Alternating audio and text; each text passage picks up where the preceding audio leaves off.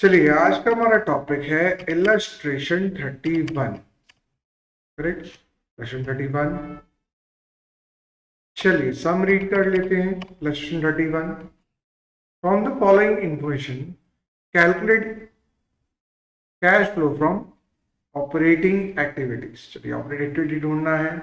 Revenue from operations net sales is 19,20,000। Correct.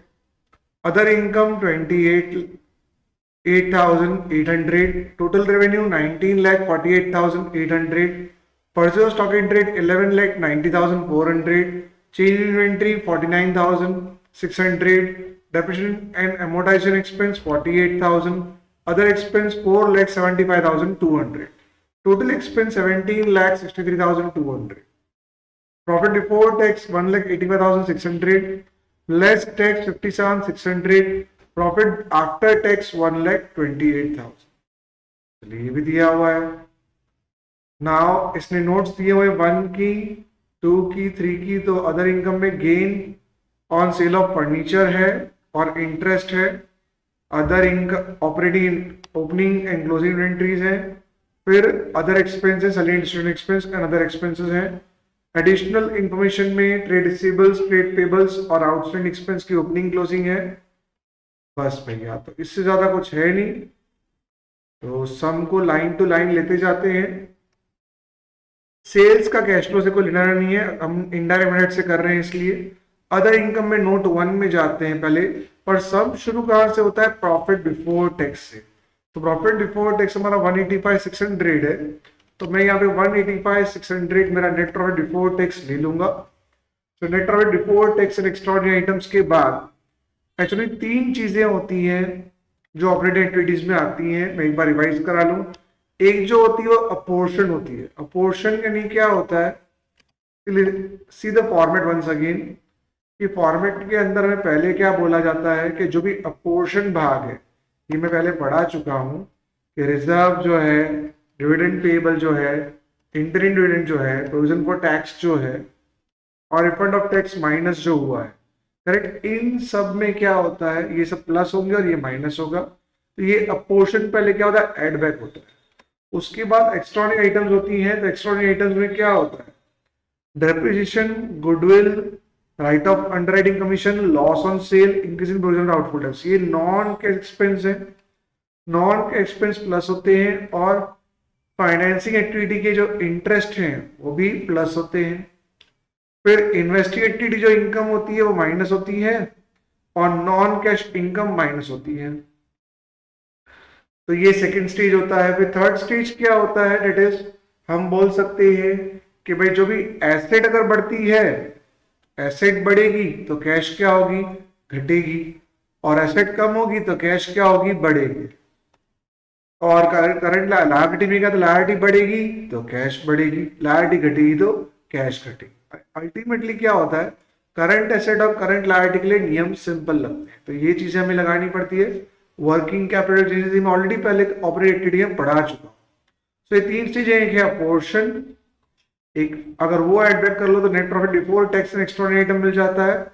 उसके बाद हमारे पास यहाँ पे that is depreciation, goodwill, patent, trademark, copyright, मतलब ये जो एक्स्ट्राऑर्डिनरी आइटम्स है वो नहीं होती है और वर्किंग कैपिटल चेंजेस होते हैं। तो चलिए ये भी देख लेते हैं। अगर आपको चाहिए तो मैं वन नोट पे भी एक्सप्लेन कर सकता हूँ या तो यहाँ पे बोल सकता हूँ कि अगर करंट एसेट और करंट लायबिलिटी, एसेट के साथ रिलेशन कैसा होता है कि अगर एसेट बढ़ी तो याद रखिएगा कैश जो होगी वो घटेगी, और एसेट घटेगी तो कैश क्या होगी? बढ़ेगी। सिंपल सा फंडा है। अच्छा, और अगर मान लीजिए हम ऐसे करते हैं कि लायबिलिटी को लेकर नियम सीधा है, लायबिलिटी बढ़ेगी तो कैश भी बढ़ेगी और लायबिलिटी घटेगी तो कैश भी घटेगी। दोनों का मतलब लायबिलिटी के साथ रिलेशन डायरेक्ट है और एसेट के साथ रिलेशन इनडायरेक्ट है। Let's understand this. तो पहले तो हमारा ये ओपनिंग बैलेंस आ गया। अब अदर इनकम की ओर जाते हैं। पहले मैं ये रफ कर दूं। तो अदर इनकम की ओर जाते हैं तो अदर इनकम क्या बोली? Let's understand that also. Other income अगर हम बोले तो वो क्या है? तो देखिए अदर इनकम में दिया हुआ है 28,28,800, वो कैसे आया? तो अदर इनकम में बोला हुआ है कि gain on sale of furniture जो है वो हमारा 24,000 का है और इंटरेस्ट जो है वो 4,800 का है। तो दोनों ये नॉन कैश इनकम हो गई, ये नॉन कैश इनकम हो गई, और ये फाइनेंसिंग एक्टिविटी की इनकम हो गई। तो ये दोनों इनकम क्या होंगी? माइनस होंगी, बिकॉज ये नॉन कैश इनकम है और फाइनेंशियल एक्टिविटी की इनकम है। तो ये non cash non operating income हो गई, तो इसको हम माइनस कर देंगे 24,4800। ये मैंने अभी आपको बताया था नॉन कैश एक्सपेंस और इनकम वाला सेकेंड स्टेज। पहले तो हमारा net operating profit before tax extraordinary item तो आ चुका है, मतलब फर्स्ट पोर्शन वाला पार्ट तो कंप्लीट हो गया है। अब सेकेंड स्टेज में एक्स्ट्राऑर्डिनरी आइटम्स और increase and decrease in asset and liability, 3 stage में होता है। फिर नेक्स्ट आते हैं, फिर हमारा purchase of stock in trade है, वो डायरेक्ट एक्सपेंस है, उसको छोड़ दो। इन्वेंट्री सेकेंड पॉइंट है, तो यहाँ पे बोला हुआ है कि क्लोजिंग इन्वेंट्री ओपनिंग इन्वेंट्री से कम है, मतलब एसेट घटी है तो कैश बढ़ेगी 49,600 की, तो ये हम 49,600 की कैश बढ़ा रहे हैं। चलिए नेक्स्ट आ जाते हैं। उसके बाद क्या बोला है? डेप्रिसिएशन, ये एक नॉन के एक्सपेंस है, तो ये भी क्या करेगा? एड बैक होगा। डेप्रिसिएशन 48,000 ये एक नॉन के एक्सपेंस है, तो ये भी एड बैक होगा, एड बैक कर लिया। फिर अदर एक्सपेंस पॉइंट नंबर 3 पे है, तो वो जरा देख लेंगे। सैलरी डिस्ट्रीब्यूशन एक्सपेंस हम फोकस नहीं करते, ऑफिस एक्सपेंस भी कैश में चुकाए गए होंगे, ये नॉन कैश एक्सपेंस है। तो ये नॉन कैश एक्सपेंस तो हम क्या करेंगे? इसको ये ऐड बैक कर लेंगे 131,200। तो नॉन कैश एक्सपेंस हमने ऐड बैक कर लिए, loss on sale of machinery, ये भी ऐड बैक हो गया। चलिए यहां तक कंप्लीट हो गया हमारा। अदर एक्सपेंस टोटल एक्सपेंस आ चुका है, प्रॉपर्टी बिफोर टैक्स ले लिया। अब टैक्स डिडक्ट हुआ है जो आपने पे किया, तो वो टैक्स जब लास्ट में डिडक्ट कर लोगे 57,600, बिकॉज लास्ट में डिडक्ट होता है, ये भी लिख दिया। अब आगे बढ़ते, ये तीनों हो चुके हैं। अब ट्रेड रिसीवेबल हमारे 224 थे, अब वो 262,400 हो गए। तो कितना बड़ा भैया? तो ये 22,000 रुपये जितना बड़ा है, 22,424, 34, 44, 54, 64। तो ये हमारा आ जाएगा 40,000 में से 2400 निकालो तो 4,000 में से 2400 1600, तो 1,600 रुपये निकलेंगे। इट वॉज 38,400, इतना कुछ बैलेंस आएगा ट्रेड रिसीवेबल का। तो एसेट बड़ी है या घटी है? तो एसेट भैया बड़ी है, तो बड़ी है तो हम क्या करेंगे? यहाँ ट्रेड रिसीवेबल 38,400 का एसेट, एसेट कहाँ बड़ी है? एसेट बड़ी है तो कैश घटेगी, तो एसेट बड़ी तो कैश घटा दी। नेक्स्ट यहाँ भी लायबिलिटी बढ़ी तो कैश बढ़ेगी, तो प्लस कर देंगे 20,000 रुपीज, ये हमने प्लस कर दिए 20,000 रुपीज। उसके बाद 56 के 32 हुए, तो इसको हम क्या करेंगे? लायबिलिटी घटेगी तो कैश भी घटेगी, तो कैश घटेगी, डिफरेंस 2400 का, तो ये भी आ गया। अब हमारे पास सब में कुछ बचा नहीं है, ठीक है। चलिए सब में कुछ बचा नहीं है तो आगे बढ़ जाते हैं, तो इनका टोटल कर लेते हैं। तो 48,000 प्लस 131,200 माइनस 24,000 और माइनस 4,800। लेट्स सी क्या है ये, चलिए देखते हैं। चलिए देखते हैं क्या है ये। कैलसी निकाल लेता हूं मैं, आप लोग कैलसी यूज नहीं कर सकते, हालांकि मैं तो लेक्चर रिकॉर्ड कर रहा हूं तो मैं कर सकता हूं। देखते हैं तो यहाँ पे क्या बोला हुआ है? 48,000 प्लस 131,200 माइनस 24,000 माइनस 4,800, तो 150,400 आंसर आएगा।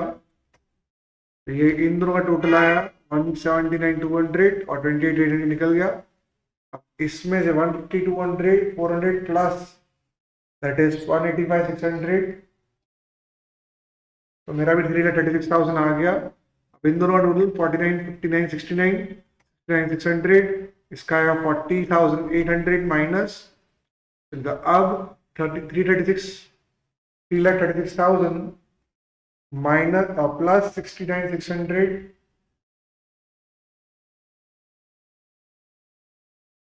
माइनस 40,800 माइनस, पहले इतना करके देखते हैं, तो इसका आया 364,800 और माइनस 57,600, आपका आंसर आएगा 3,07,200। चलिए ये सम कंप्लीट हुआ। नेक्स्ट आते हैं इलस्ट्रेशन 32, देख लेते हैं इलस्ट्रेशन 32। तो सिंपल ही लग रहा है। Calculate cash flow from operating activities on the following information. Surplus, opening balance, opening closing दे रखी है, general reserve, provision for depreciation, outstanding expense, goodwill और ट्रेड रिसीवेबल की ओपनिंग क्लोजिंग दे रखी है। Machinery costing 20,000, book value 14,000, was sold for rupees 18,000। तो पहले इसकी एंट्री देख लेते हैं, इसकी एंट्री में कर लूँ तो आपके लिए इजी हो जाएगा। तो मशीनरी आपकी गई जो है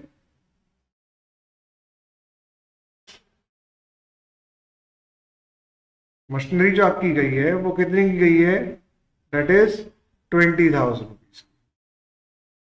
इसकी एंट्री में कर लूं। अब बैंक से कितने आए हैं, 18,000 रुपए, जिस पर बुक वैल्यू जो है वो 6,000 रुपए की होगी, बस 20 की बुक वैल्यू 14 पे गई है, तो 6,000 रुपए की प्रोविजन खड़ी होगी। तो 18 प्लस 6 24, 24 में से 20 की मशीन गई, तो बाकी के 4 का प्रॉफिट इन लॉस खड़ा हो जाएगा। चलिए ये भी क्लियर हो गया हमारा। अब आगे बढ़ते हैं। तो 30 और 35, तो 35,000 रुपीज है यहाँ पे। चलिए तो यहाँ देख लेते हैं, तो हम लोग अरे बाप रे, तो यहाँ देख लेते हैं, सब यहाँ से स्टार्ट हो रहा है।